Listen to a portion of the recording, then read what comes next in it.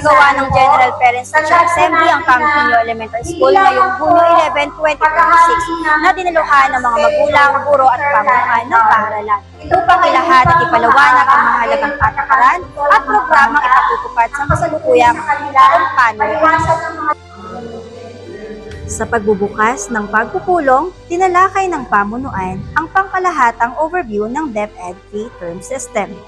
Ipinaliwanag na ang bagong estruktura ng akademikong taon ay hinati sa 3 termino upang mabigyan ng mas malinaw, mas organisado at mas focus na daloy ng pagkatuto ng mga mag-aaral.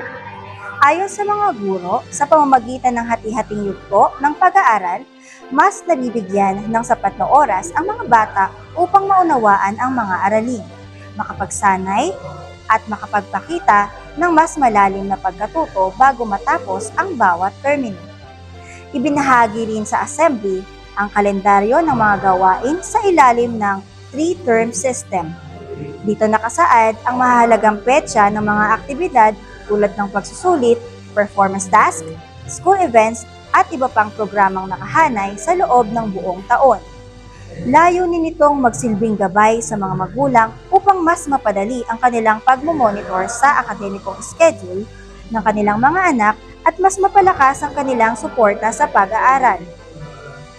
Isa pang mahalagang bahagi ng talakayan ang sistema ng assessment, grading system at awards and recognition. Ipinaliwanag ng mga guro kung paano susukatin ang kaalaman at kakayahan ng mga mag-aaral sa bawat termino, kabilang ang mga batayang ginagamit sa pagmamarka. Binigyang diin na ang layunin ng bagong assessment system ay hindi lamang ang pagbibigay ng marka, kundi ang mas malinaw na pagtingin sa aktwal na pag-unlad ng bawat mag-aaral sa iba't ibalang larawan ng pagtututo.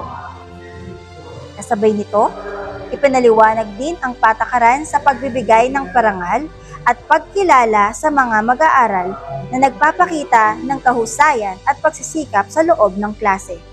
Ayon sa pamunuan, mahalagang bahagi ito ng pagganyak sa mga bata upang patuloy na magsikap at magpalakas ang kanilang tiwala sa sarili. Ipinakilala rin sa pagpupulong ang DepEd Level 4 Level System o Class Decision Guide.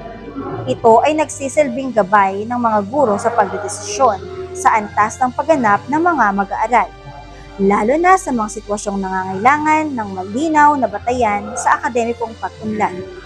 Layunin nitong mapanatili ang patas at sistematikong pagtingin sa progreso ng bawat bata sa loob ng silid-aralan.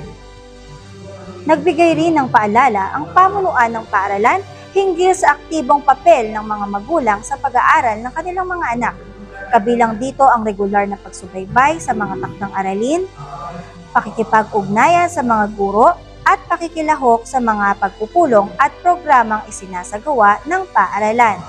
Ayon sa kanila, mahalaga ang pagtutulungan ng paaralan at pamilya upang mas mapalakas ang pagkatuto at disiplina ng mga mag-aaral.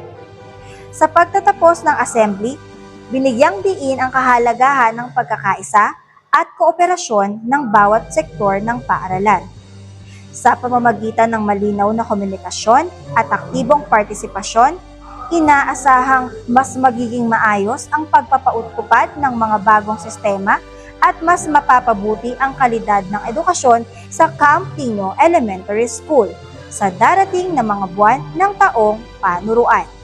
Kasama ang buong CTS Media Team sa pangunguna ni Principal 4, Dr. Trinidad G. Beltran, ako si Marie Claudine Annabel R. Madulit, teacher reporter ng Camp Tino Elementary School, nag-uulat para sa DepEd Hour.